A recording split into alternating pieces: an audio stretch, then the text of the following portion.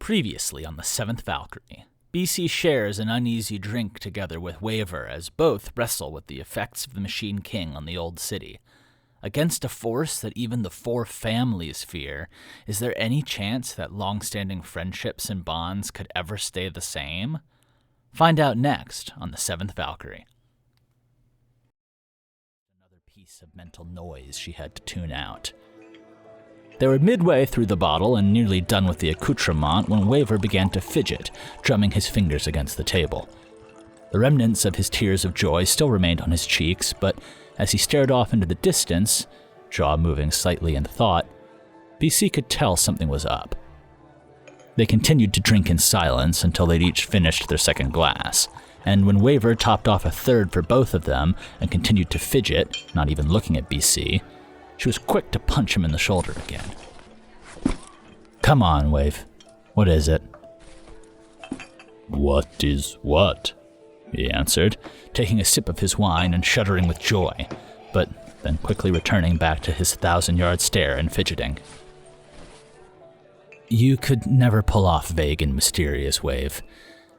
I know something is out of the ordinary. Tell me." "Just because you know something's up doesn't mean I have to say it, though, right?" he said. Yeah. Guess I'm the last person who should be prying." He gave a half-hearted laugh, but then he was back to his fidgety silence. Just as BC was about to raise an eyebrow, he finally spoke. "I'm thinking about moving," he said. BC nodded solemnly. "Where to?" she asked. "As far away as I can get from here," he said. "Some of the boys were talking about heading south to the islands off of Wayver. Things are different there, a little less. Well, fuck, I'll never have another Abrazza as long as I'm out there, but they've got their own specialties." Fuck that too. I'll just call a spade a spade. From what I hear, there really ain't much of a craft drink culture there. No food really that's that good either. Maybe I can try to build it. Well, who knows what the fuck they have to brew or make, but most importantly, it'll be safer than here. And no matter how fine the wine is, you can't enjoy it if you're dead. "The islands off of Wayver are a long way to go," she said. "But I can't say that it's not a good idea. I'm not sure there's anywhere in 1,000 miles a Freelander can make a life without worrying about Edera." He nodded sadly. "Ugh, don't you just wish we could get over all this bullshit one day? Man, I fucking hate Edera just like the rest of us. But they demand some damn good drinks, and it's only around here we make 'em so delicious too. Part of me hates to walk away from that." BC spat. "What, you don't agree?" No. I just hate giving Edera credit for anything, even if it is due. They can all burn for what I care. Wayver paused, started a sentence a few times, and then took a heavy dram of his drink and turned. "B, do you want to come with me?" he asked. Everything flickered, and Wayver jumped, scanning the room suspiciously. He returned to look at BC, who had her head cocked to the side, eyes slightly glazed over. "BC?" Wayver asked. She snapped out of it. Sorry, just had a moment there. What did you say?" "I asked you if you want to come with me. It's not like we're short on spots on the boats, and I know, the shit's gotten a little out of hand over here." "Wayver, that is such a kind offer," BC said, reaching out and putting her hand on his shoulder. "But you didn't let me finish, B. I know that shit's gotten a little out of hand around here, and I know that no matter what you don't tell me, you are caught up in it." BC lifted her hand from Wayver's shoulder and turned back to her wine. "Well, I appreciate the concern, but I actually don't know what you're talking about," she said. BC, I don't know what's going on here, he said, looking into his glass. And I know that I probably never will, but I've seen you get drunker and higher and more stressed with every passing day. I know how late you've been up, I know how many bottles you've been through, I know how much this weighs on you and May. I just wanted to... Oh, Wayver, I appreciate the concern, but it's all fine. It's all going to be fine, and me especially. You know my life is here, and like I said before, the old city can defend itself. Now, look, I don't know what you heard about me, and Wayver's fist came down hard on the bar, sending both glasses jumping. The empty bottle fell over and began rolling towards the edge of the bar top, only stopping when Wayver put a hand down to stop it. Taking a deep breath, he placed the bottle back upright on the bar. Will you please stop fucking lying to me? He asked. I can take you not telling me the full truth, as much as it hurts to know you don't trust me. But do not fucking lie to me, BC. I've at least earned that.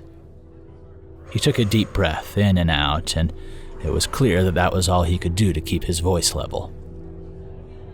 Look, I know that you're wrapped up in some bullshit with the families, with the Machine King, and no, not in the way that the rest of us are.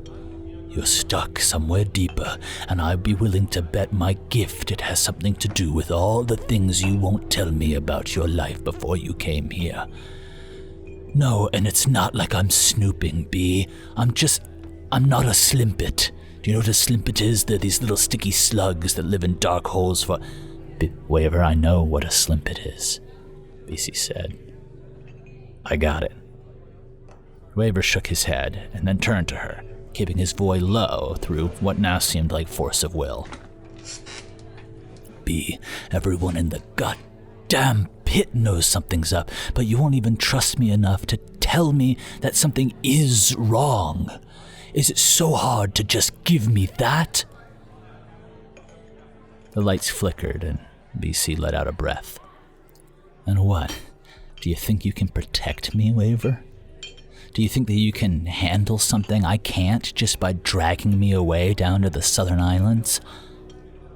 What? No, BC, of course not.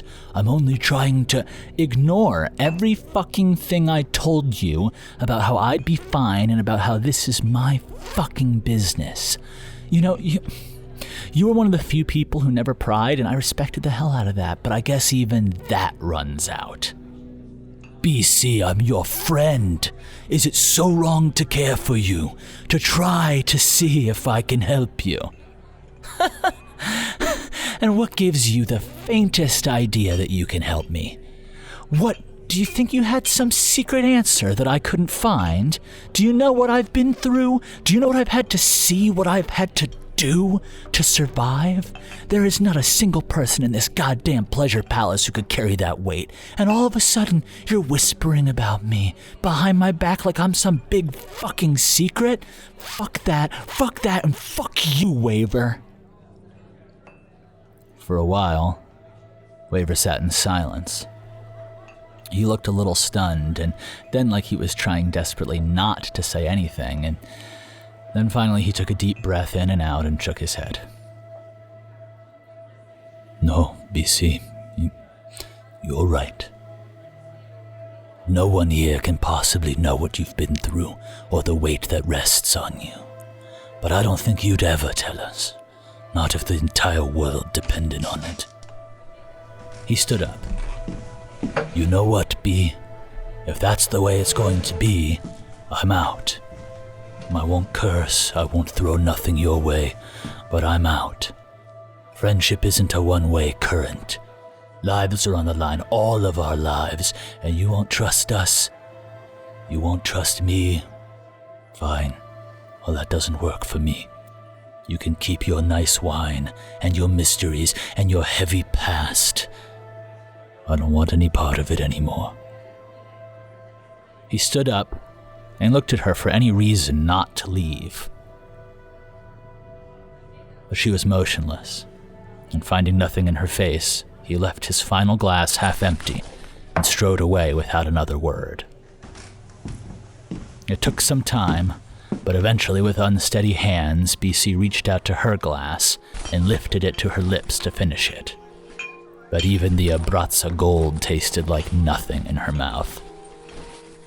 She hurled the glass over her shoulder, and in a flickering haze she made her way up to her room, stumbling in and slumping against the door behind her.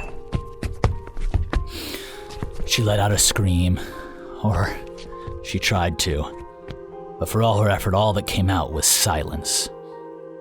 And as she faltered, and then let out one last shout to try to break through the flickering quiet, all the lights went black. Want to know what happens next? Join us on Patreon to become a hero of Edera and get early access to episodes along with bonus features, director's commentary, and the full Tab to archive. You can also find other ways to support us at the links in the description, and we will see you next week.